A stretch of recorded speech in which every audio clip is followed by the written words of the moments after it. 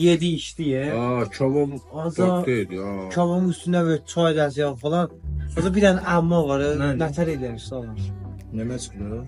Neymiş? Bunların teması bitmir. Gelir satır sonra şotu kim verir, kim verir. Neyim.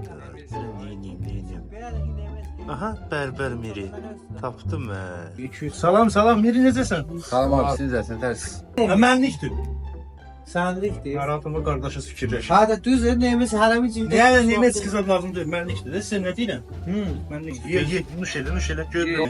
Gəl, sən burada tək mi otursan görək? Ha? Gəl bizlə otur, hara gelsin sən? Bizdə tək heç kimdə yoxdur. Yə, gəl. Allah razı olsun. Ne desin? Allah hoş gelmişsin abi. Və baxın desən, sizin şəxsi söhbətiniz var, biz gələk siz dağılışın.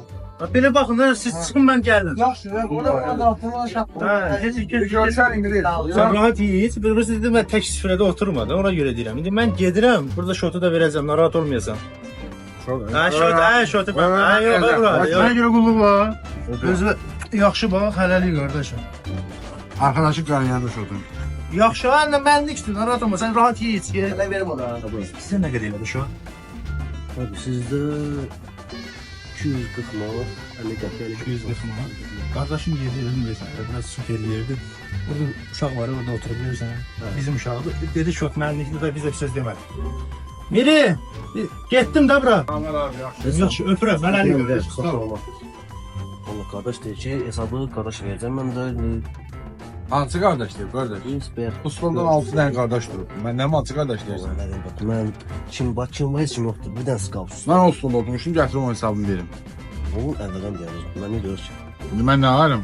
Nəfər yaxında Hesab məndə qal. qoyta, Mən nə mülkə? kabinlara nəfər yaxında hesab alama lazım da. Yox bu. Coşqun, ay coşqun. Eyb yox. Mən sizə şəhərdə 200 man şort yedirərəm, sınavınız başınıza gəlir. Qardaş gətir hesabını. 240 manat 50 qəpik. Və 240 manat çıxır. Bir rulet 240 manat olur. Sizdən qalır kağıt yedilər. Nə edirlər? Sizlər. Gətir hesabını. 240 manat. Gətir.